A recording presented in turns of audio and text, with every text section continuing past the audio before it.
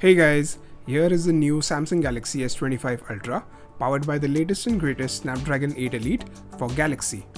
This is a slightly overclocked version of the standard 8 Elite chip. So when it comes to benchmarks, this phone scores higher than most 8 Elite phones, both in CPU tests as well as GPU tests. However, when it comes to mixed usage benchmarks like Antutu, this phone surprisingly underperforms a little bit compared to the competition. In sustained performance tests, the level of throttling depends on the ambient temperature, but overall it's more or less on par with the competition. Now let's start with the gaming test. First is Fortnite. As you can see, all the graphics are maxed out and the frame rate is set to 90 FPS. With these settings, the game feels very smooth and responsive. Unfortunately, my FPS tool doesn't work with this game, but you can see the real-time FPS with GPU Watch, which is a Samsung exclusive feature.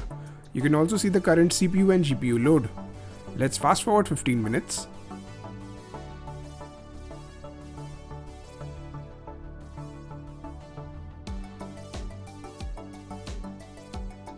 Even now, the frame rate is very stable and I'm happy with the overall experience. Next is BGMI or PUBG. In BGMI, we are currently only getting the 90 FPS option with smooth graphics, but with PUBG Mobile, you do get the 120 FPS option. So it will definitely come to BGMI in the coming days or weeks. Coming to gameplay, you can see that the frame rate is rock steady at 90 FPS. But I'm a casual BGMI gamer, not a pro one, so this is not an intense test. However, given the low CPU and GPU usage, even with more intense gameplay, the frame rate should hold up just fine.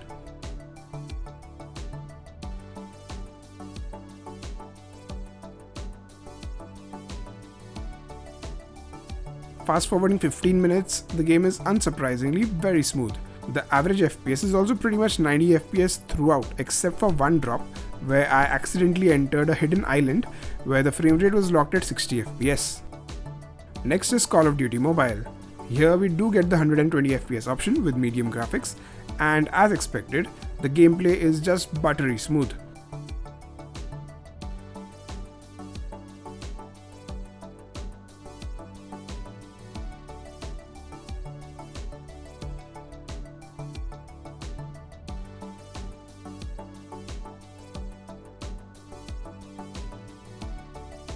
I played a total of 3 frontline rounds and in the end, the phone was barely warm.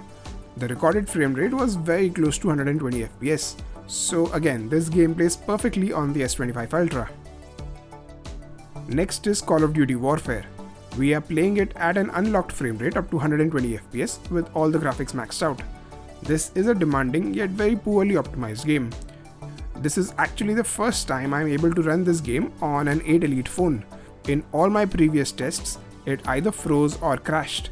Even now, the frame rate is not at all stable and so the game feels jittery. Even the phone is getting warm quickly.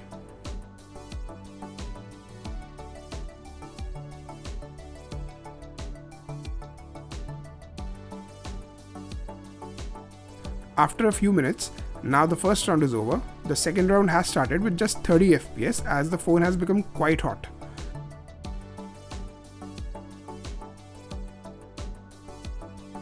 After a few minutes, the frame rate is now much higher as this phone has cooled down a bit.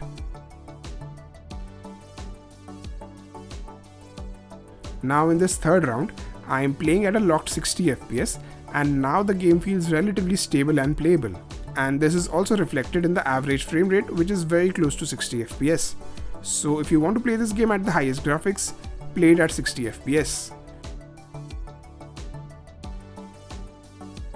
Switching to racing games, first is the Asphalt Legends Unite. This game has been recently updated to support 120 FPS and that's exactly what we'll play at along with the highest graphics. Okay, so the gameplay feels so smooth. I'm definitely not going back to 60 FPS as this is so much more responsive and the phone is able to maintain the high frame rate.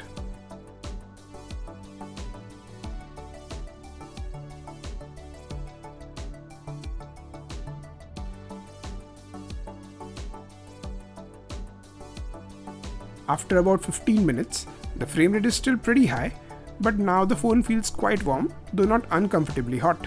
Even then, the average frame rate is pretty good at over 110 FPS. Next is CarX Street at the highest graphics. This is again a very demanding game, and even the very powerful phones like OnePlus 13 and Vivo X200 Pro couldn't maintain a stable 60 FPS in my test.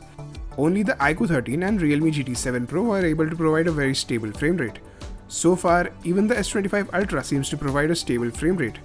Let's fast forward 15 minutes.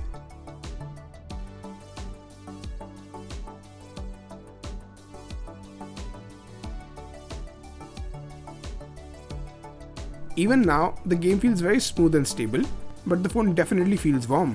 The average frame rate is pretty close to 60 FPS, so I am very impressed. Now we are playing Grid Legends in the graphics preset, which provides the best graphics. You can see that I am playing at close to 60 FPS, but this game officially only supports 30 FPS. That's because I have modified its preference file to unlock 60 FPS. I have not tinkered with any other graphics settings in that file, so this is exactly the graphics preset but at 60 FPS. At this frame rate and with such amazing visuals, this game is pushing the S25 Ultra to its limits.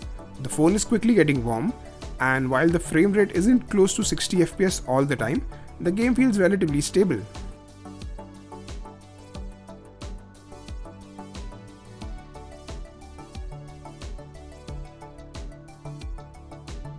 Okay, after about 15 minutes, now the phone feels quite warm in the hands. The gameplay still feels smooth, and you can see that the average frame rate is over 50 FPS, so I'm happy with the overall performance. Now let's move to open world action adventure games. Starting with Genshin Impact, again all the graphics are completely maxed out. This used to be the game to test a phone's performance, exactly like what Crysis used to be for PC back in the day, or what Cyberpunk is right now. But with the 8 Elite, this game is no longer a big challenge. The frame rate is very stable at around 60 FPS, and the phone doesn't feel that warm. Let's fast forward 15 minutes.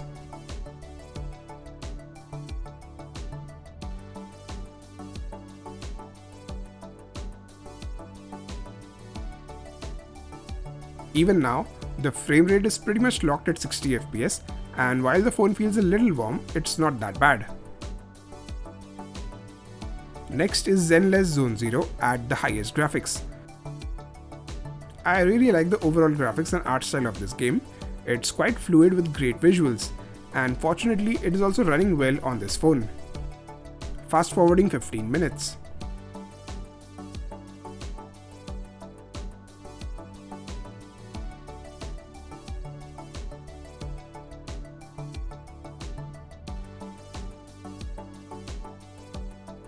Again, the gameplay feels very stable and the phone is not that warm. The average frame rate is just a little under 60 FPS, but that's just due to the frame drops during cutscenes and loading screens. Last but not the least, we have Wuthering Waves, all maxed out in terms of graphics. This is again a stunning looking game with an impressive art style. Even this game runs so well on the S25 Ultra. The gameplay feels very stable. Fast forwarding 15 minutes.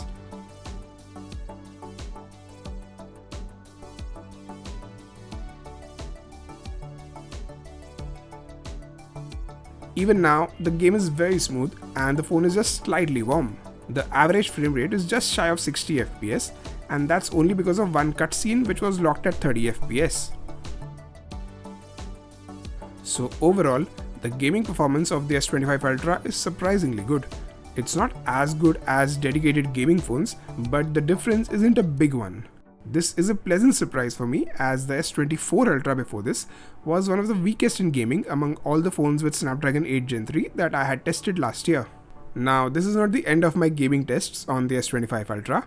In the next video, I'll be testing some emulators on this phone, as I feel it's powerful enough to handle some heavy console games. Alright, that's it for this video. Hope you enjoyed it and found it useful. Please like, comment, share and subscribe to my channel down below. Thanks for watching.